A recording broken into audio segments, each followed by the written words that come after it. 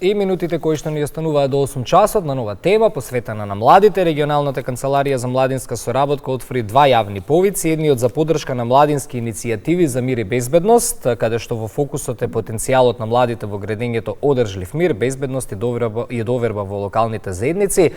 Другиот пак повик од Младинскиот културен фонд за Западен Балкан, повеќе годишен проект наменет за културни практичари и младински ориентирани граѓански организации од областа на културата. За кого се наменети, кој се може да се пријави и кој е бенефитот од пријавувањето на огласите и за младите, но генерално и за општеството, се теми на кои што говориме утрово со Владимир Ѓурѓевски, директор на Регионалната канцеларија за младинска соработка Скопје. Добро утро, Владимир, и добре ни дојдовте. Добро утро, ви благодарам на поканата и можноста да ги презентираме овие повици. Ајде ќе започнеме со првиот кој што го спомена Ване за поддршка на младински иницијативи за мир и безбедност. Велите, кога им даваме простор на младите, ние му даваме шанса на мирот да опстане. Каков е впечатокот глобално? Се слушали гласот на младите и сакали светот да слушне што младиот човек мисли и какви промени сака да види во општеството? Па за жал, моето мислење е дека недоволно светот ги слуша младите и нивните потреби.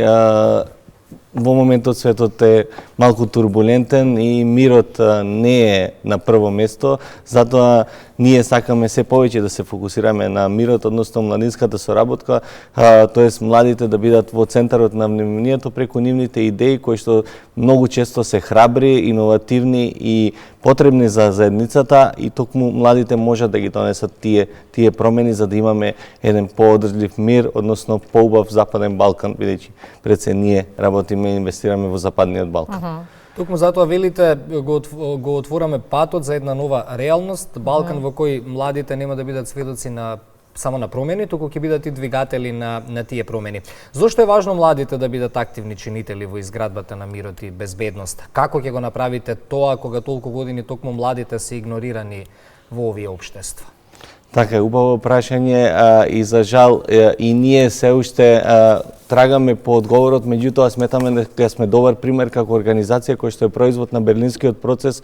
Уште од 2016 година работиме и младите се во управниот одбор ги носат сите одлуки, ја коменаџираат организацијата од највисокото тело па се до имплементирањето на одлуките преку грантовите. Пред се и ние вработените сме најголем дел млади луѓе кои што веруваат дека овие промени може да се случат, затоа ја започнавме и оваа агенда за млади мир и безбедност, односно тоа е агендата на Обединените нации која што ние сакаме да ја ставиме во локален контекст, многу широка агенда, даваме голем простор на младите да се изразат преку она што тие сметаат дека им е потребно, токму затоа и сите стратегии кои што досега сме ги креирали и сите програми биле консултирани со младите. Ние веруваме дека одржливата промена може да се случи доколку младите имаат простор, имаат поддршка не само финансиска, но и морална и поддршка, соработка со институциите, затоа тука велиме дека е битно да соработуваат со институциите, но и да креираат одржливи решенија преку анализа на документи, но и препораки кои што би се имплементирале понатаму. Ова е навистина убава нова регионална програма која што е во поддршка со Министерството за надворешни работи на Германија, а тука агендата исто така веќе неколку години ние спроведуваме, работиме и со институции. Веќе имавме неколку состаноци со институции, представници на институции, тренинзи, така натаму, и ќе продолжиме се поинтензивно за да младите докажат дека може да направат промена, меѓутоа за тоа треба да им се даде и поголема шанса и простор. Еве, просторот и шансата е повикот. Ајде сега да ги дадеме и основните детали како информација што им се потребни на сите оние кои што сакаат да аплицираат. Кој може да аплицира и со какви иницијативи и проекти ќе се очекувате да се сретнете во периодот кој што следува? Како што кажав, агендата на Обединените нации за млади мир и безбедност е многу широка. Повикувам да ја погледнат таа агенда, повикувам исто така да го погледнат повикот кој што е нашата веб страна raikovesternbalkan.org, каде што се сите насоки дадени. Она што нас ни е битно е да младите бидат вклучени во развивање на самата иницијатива, во анализа на сите потреби, да дојдат потребите од нивните локални заедници, да имаат некоја регионална компонента. Што значи тоа? Дали да соработуваат со регионална организација, тоест организација од друг предел од Западен Балкан. Значи тие може да одлучат каква ќе биде таа организација, да соработуваат со некоја институција, дали поврзана со млади, со мир, безбедност и така натаму. Оставаме широки врати да тие ги креираат идеите, не сакаме да им наметнеме многу задолжителни критериуми од тоа да биде организација која што вклучува млади, работи со млади и нашите препораки се тие да имаат да работат со институции, да креираат некои препораки, да направат анализи. Значи рамката е широка, финансиските средства мислам дека се доволни за оваа иницијатива да прерасне во долгорочно решение и соработките кои што понатаму ќе започнат да продолжат да се градат. Какви промени сакате да видите во регионот преку проектите што ќе се поддржат со овој повик? Нашата мисија, тоест мисијата на РАјКО или регионалната канцеларија за младинска соработка е помирување, справување со минатото и градење на одржлив мир. Значи, тој одржлив мир веруваме дека може да се случи преку повеќе иницијативи на различна основа. И нашата стратегија која што 2025-2027 вели дека ние ќе инвестираме во младите, во оние кои што работат со млади, но и ќе соработуваме се повеќе со институциите, бидејќи веруваме дека младите сами од една страна, не вклучени во институциите, не може да ги креираат промените, затоа сакаме младите да бидат не само вклучени, но и да ги креираат промените. До кога може да се пријава? До кога е отворен повикот? Овој повик е отворен до 9 мај, значи Добре. може да се пријават на РАјКО веб страната, може да ги најдат сите информации, да аплицираат. Мислам дека е доста едноставна апликацијата за сите оние кои што се вклучени во регионските организации. Тоа е навистина лесен процес и верувам дека ќе стигнат со. Така. Во меѓувреме во теке и четвртиот отворен повик од Младинскиот културен фонд за Западен Балкан, чија цел е младите поединци во културниот и креативниот сектор во Западен Балкан да се вмрежат и соработуваат. Каков е интересот до овој момент за овој повик? Навистина, мислам, голем интересот. Вчера имавме една инфосесија физичка каде што разговаравме и за сите детали, се вклучија и индивидуалци и организации.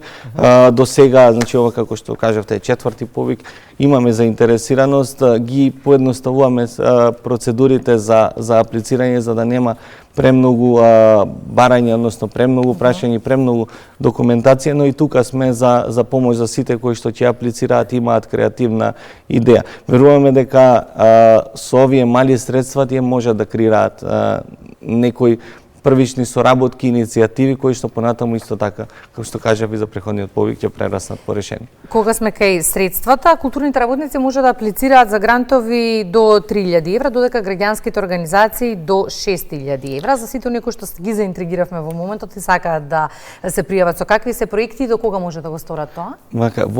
И во двете повици е фокус на културните работници, но и на сите оние кои што сакаат да работат со култура. Не мора да бидат тоа многу искусни културни работници. Нас најбитното ни е да вклучуваат млади. Значи првиот повик до 3000 евра и за индивидуалци. Значи индивидуалец кој има креативна идеја може да се аплицира без да има здружение, односно формално правно тело, додека тие грантовите од 6000 евра се за организации. И таму во двата повици бараме да има некој регионален елемент. Што значи тоа? Дали да вклучат некој индивидуал или организација од регионот, меѓутоа можат и тоа да го направат на креативен начин преку презентација на некоја регионална практика. Овој повик е до 15 мај отворен. Едниот значи е до 9, вториот до 15 мај. Колку младите од регионов се вклучуваат во вакви проекти? Колку имаат интерес да бидат чинители од вакви процеси? Ги вадиме ли од комфорт зоната изминативе години кои? Кај нас повиците, значи, се вклучуваат многу млади, бидејќи имаме многу разни повици, работиме и со средни училишта, и со индивидуалци, и со трензи, така натаму имаме интерес, меѓутоа генералната слика од нашите претходни истражувања велат дека голем број на младите не се вклучуваат, бидејќи не веруваат дека со нивниот активизам ќе направат промена, и токму е тоа што сакаме ние да го промениме во иднина, да им покажеме дека со нивните иницијативи преку нашата поддршка и соработката со институциите дека може да се креираат промените, што не е така лесно, меѓутоа ги орабруваме и затоа сме тука постојано како организација, не само да доделиме грантови, но и преку поддршка постојана од нашите колеги, постојана соработка со нив, да им дадеме помош за тови идеи да креираат решение. Или ќе се надоврзам на ова што го кажавте, не веруваат дека навистина некој сака да го слушне нивниот глас, а не само формално некаде да ги вклучи, колку да фигурираат дека има млади во приказната. Така, бидејќи сметам дека треба да има повеќе примери каде што младите ги креираат промените, а Рајко, за жал или за среќа, е една од ретките резултати на берлинскиот процес, каде што се идентификуваше таа потреба да се поддржат младите, и мислам дека треба да има и многу повеќе иницијативи, и она што ние го практикуваме, тоа е ко-менеджмент системот, особено во деловите каде што се работи со млади, сметам дека треба да се аплицираат. За крај, што ќе им порачаме на младите, кои се двоумат дали да аплицираат? Би порачал да го видат повикот и да смислат некој креативно решение базирано на нивните потреби од заедницата. Сметам дека ова ќе биде интересно искуство, затоа што дополнително добиваат и тренинг, како што кажав, поддршка за развивање на тие идеи, доколку не успеат прв пат, може да аплицираат и на други повици со нивната идеја која што е развиена, ќе имаме и работилница за креирање на идеи понатаму. Исто така каде што ќе може да научат оние кои што за нив е нова тема, култура, за социјални промени, така да не пратат и да аплицираат на повиците.